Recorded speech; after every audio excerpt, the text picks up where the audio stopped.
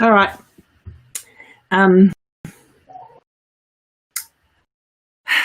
Kia ora e te whānau. I tried to tame my hair, but I couldn't tame it today. So hopefully it will stay out of my face. Again, we just need to get this sorted. Isn't it amazing how a baby knows when you need them to be happy and settled?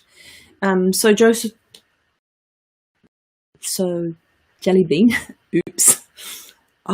This is so hard. It's because I don't normally do lives and talk about them. I normally only use their name if I'm typing. Anyway, Jelly Bean, it's just like she seems to know that tonight is a Facebook Live. So she was ready to go to bed at 6:30, and poor Ethan, I can say his name. Poor Ethan is, again, you can probably hear her in the background. He's having to rock her to sleep. So I apologize once again for the noisy baby. That's interesting. My restream. Okay, I can watch it. It's not a panel. The restream,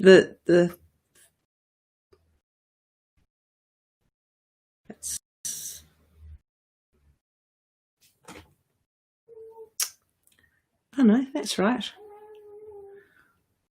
I don't want to say anything. It's not the panel, and it's not the Sunday service. No video. Oh, no, that's right. Why not, Dave? I don't want to say anything. It's not the panel, and it's not. I did put that on. Oh my gosh, this is.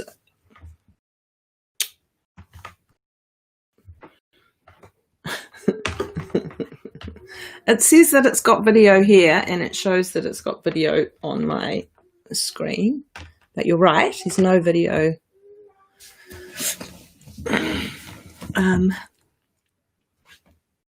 Where's Josiah when you need him? Okay.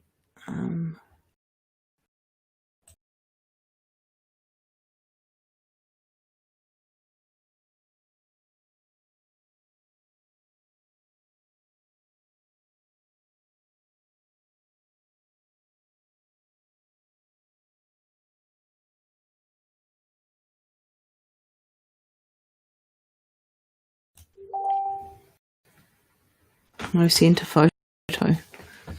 No, that's because that's David's name on.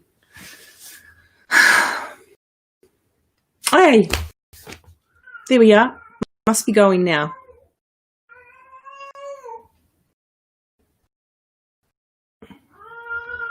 Oh well, I'm going to assume that it's going. And yeah, okay. Kia ora e te whānau. Welcome to our Westy Wednesday. Hey Dave, looks like you're. I know Emily's joined. So, and Michelle. Oh, Michelle. Hey, really miss seeing you at church the last 2 Sundays. Actually, I wasn't there on Sunday because I had a sore throat and a bit of a sniffle. So yeah, that was me out.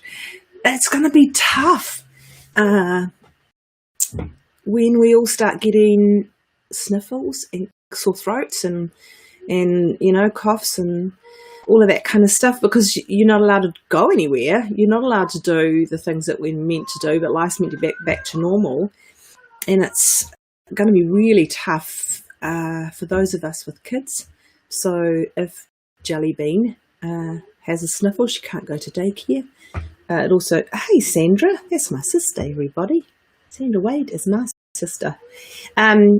Anyway, yeah, you can't. So that would mean essentially I can go to work because I work down at the church on my own. But if I need to go visiting or anything like that, I can't go because I can't take her with me. And I imagine that all the parents, hey Libby, all parents are going to be in the same boat. Hey Prina from in the bedroom. Christy. I'm just going to sit here and read who's watching. Yeah. Anyway, Darcy. Nice to see you. Yeah. Anyway, so be kind to your parents who have kids. If they've got to have time off work, they have to. It's crazy, and it's going to be like this for ages, especially now that we've seen the resurgence that we have over the last week. Certainly of cases coming into our country of COVID-19, but it is what it is. This is our new world, and we have to work out how to navigate these waters. So it's who else is struggling to kind of know up from down, right from wrong? Send me a wave or send a message or something like that, and so I can see. Certainly there are times when I struggle to know, what I can and can't do because I've been unwell this week.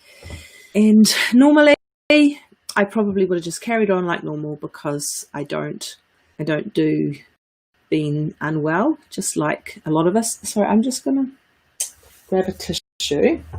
Oh, there's one up there. My glasses have got a baby fingerprint on.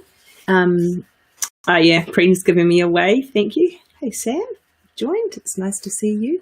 I turned 50 and my eyesight needed glasses. My eyesight needed glasses. I needed glasses, and it's just got worse and worse. So I'm squinting. If I don't have them on, I can't see a thing. Well, I can, but not close up. So I'm just going to have a wee drink. I really am organised, even though Preena calls me chaos. I love you, Preena. Anyway, this week I was talking with somebody, and we were talking about a little bit about self-esteem, about God, and about what other people think about us. And I was able to share the book, the Max Lucado book, that's called You Are Special. If you haven't read it, I highly, highly recommend it. It's a kid's book, but it's just got such good, valuable messages in it. So essentially it's about these little characters. They're little wooden characters, and they're called Wemmicks. And the Wemmicks have got a box of stars and a box of dots. So if you do something really awesome, everybody gives you a star, and they just stick it on you wherever they want.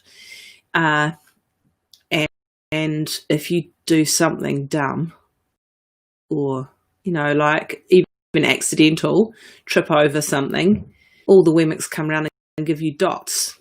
And so then you can tell just by looking at somebody whether they're great or whether they're not so great. And, people, the Wemmicks then give the people with lots of stars, they give them lots of stars because they've already got lots of stars. And they give people who have lots of dots, they give them another dot just because they've already got lots of dots.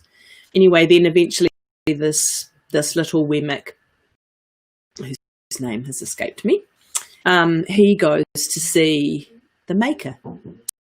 And the Maker is up the hill. And he tells the Wemmick, which is his name, I just about had his name. He tells the Wemmick, is it Punchinello? I feel like it is.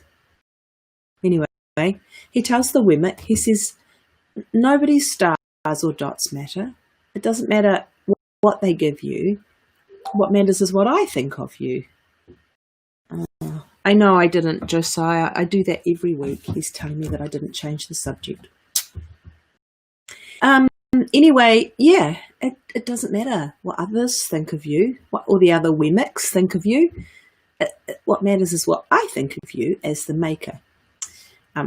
It's the Maker saying that, not me. So it's a great story. And I told this person, I said, you need to read that story every night for a week and let it sink in. But then hang on. Yeah, read it to realise that in the end of the day, I do have some notes. It's on the back of an envelope. Oh, Freena's probably saying chaos. Anyway, I wanted this person to read the book to realize that at the end of the day, it's God's opinion of us that matters the most. In fact, it's really God's opinion that only matters. So I've been spending some time looking through the Bible to try and find some scriptures that talk about what God thinks of us. And I mean, Psalm 139, always my favourite, and I'm going to read it to you. A little bit of it, not the whole thing. And I happen to have another computer here that I'm just going to read it off. Sorry for the glare, people, but there we go. It starts off this one. It says, "You have searched me, Lord, and you know me. You know when I sit and when I rise, and you perceive my thoughts from afar." That's a really important verse, that you know my thoughts from afar. You perceive my thoughts from afar. God knows what we're thinking. Absolutely. "You discern my going out and my lying down. You are familiar with all my ways. And before a word is on my tongue, you, Lord, know it completely. You hem me in behind and before, and you lay your hand upon me. Such knowledge is too wonderful for me, too lofty for me to attain." I think that verse 5 where it says you hem me in behind and before, it makes me feel warm and like it's like a big hug. Anyway, there it talks about that you just can't get away from God. It doesn't matter where you go or what you do, he's right there. It says, "If I go up to the heavens, you are there. If I make my bed in the depths, you are there. If I rise on the wings of the dawn, or if I settle on the far side of the sea, even there your hand will guide me, your right hand will hold me fast." Anyway, then this is my favourite, but I'm going to skip a couple of verses. But verse 13 says, "For you created my inmost being. You knit me together in my mother's womb. I praise you because I am fearfully and wonderfully made. Your works are wonderful. I know that full well." And that's just the most amazing thing, because I think if we could all understand and know that we are fearfully and wonderfully made, God's works are wonderful. You know, he hasn't made mistakes. It doesn't matter who you are or what you are. It's not a mistake. If we can grasp that, then it's not going to matter.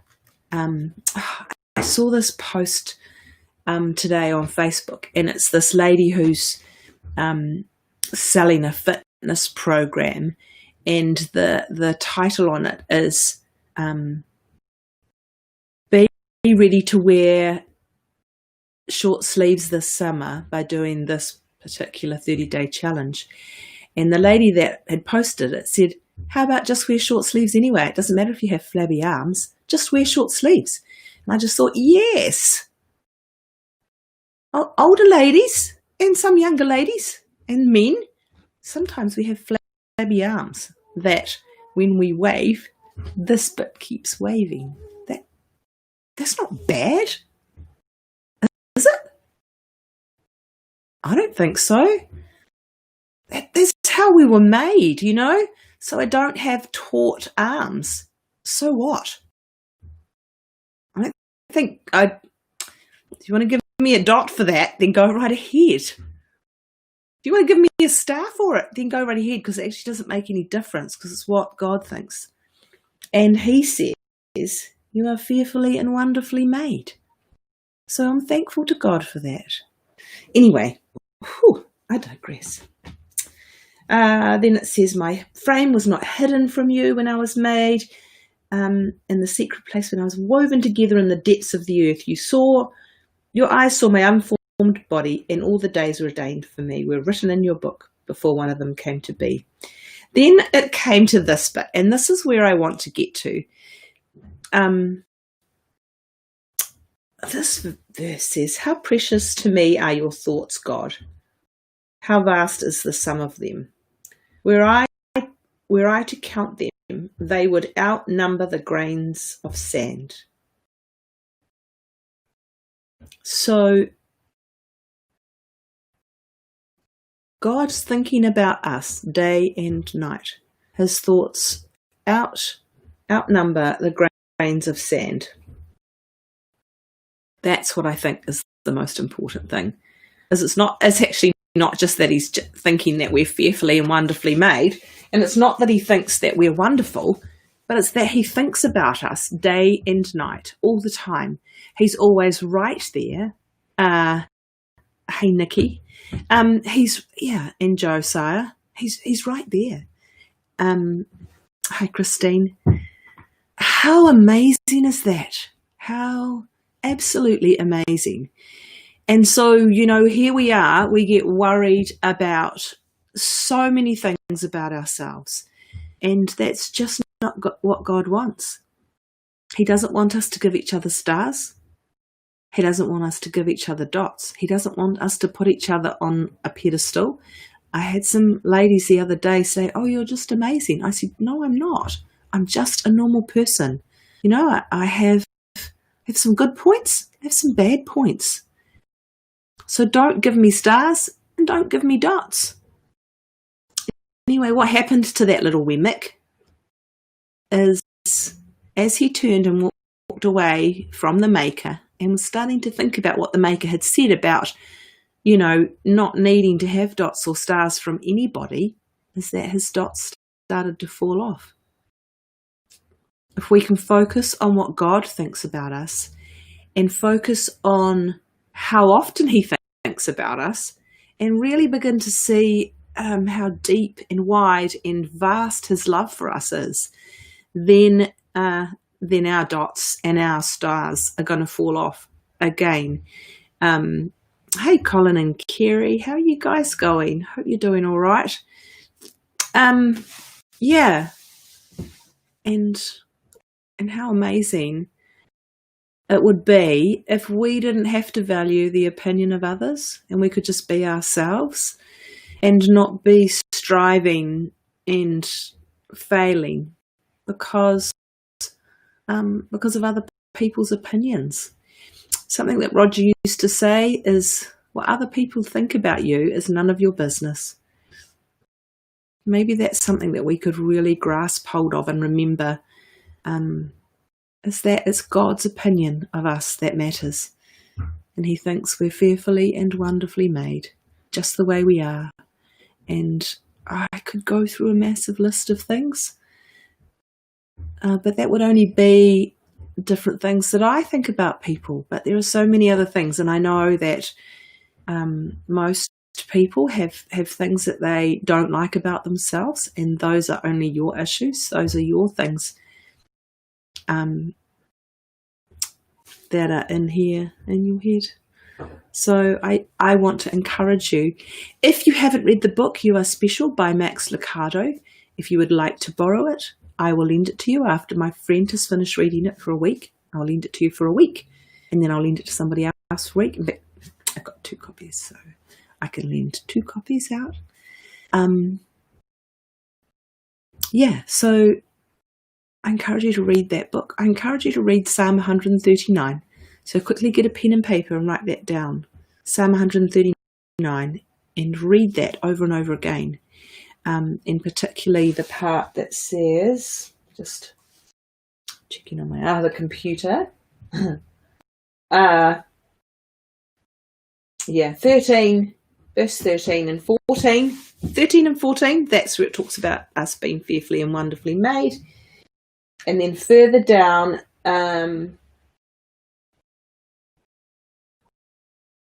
then pretty much just read 13 to 18 is good, because then it talks about, God's thoughts. Anyway, I hope you are all doing really well. My baby sounds quiet. How amazing is that? I actually did a live video. It wasn't live, was it, Josiah? I did a video with Josiah. He has a YouTube channel where he talks about Digibite. For those of you who don't know what that is, join the club. Digibite, it's like Bitcoin.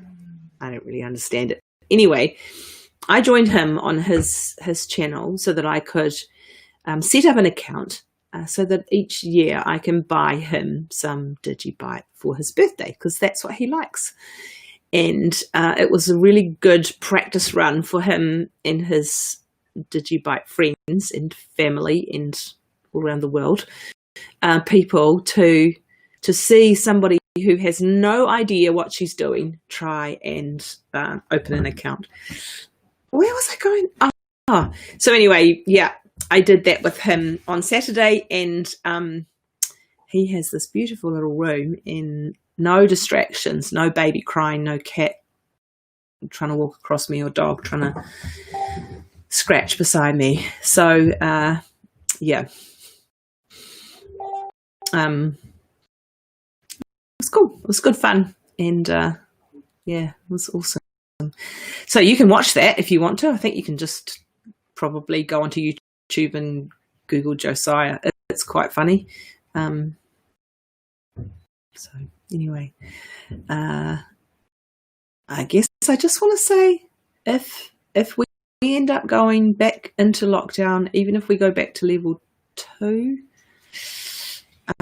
certainly if we're in level 3 or level 4, we'll be back to no services at the church, but we will continue to do them live on Facebook and YouTube. And we're going to continue to do them live on Facebook and YouTube anyway, even though some of us are back at church. So you can join us by watching, or you could come to church if you feel like it. We would love to have you. So, ka kite anō, aroha nui, love you lots.